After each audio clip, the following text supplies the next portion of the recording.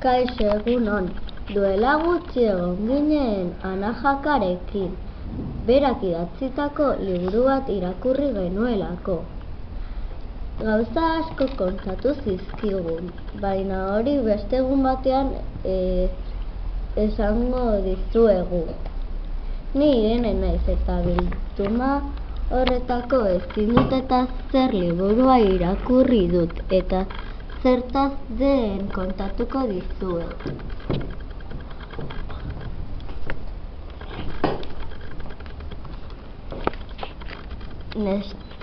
Neska baten aitak esaten du bere umea superneska dela.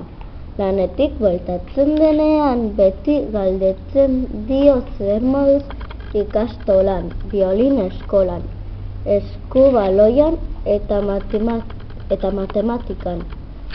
Eta beti erantzuten zion oso ondo dena.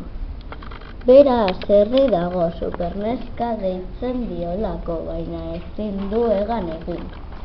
Bera nahi du sabelan, oinetan, bihotzean, leku guztietan ere bai musuak ematea. Saiatu da indar guztiekin egan egin, baina ezin du.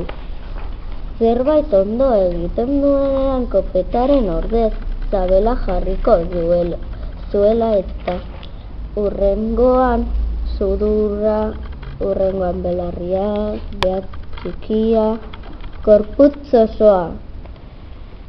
osoa musuz bete arte. Halako batean egan egiteko esaten badu aitak, neskari berak esango zion ezin dudala eta zer. Eta gustatu zaizu liburua? Bai. Bai, noiz irakurri duzu?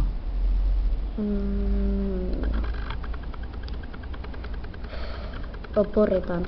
Eta noiz, egunean ze momentutan? Arratsaldean. Oso ondo.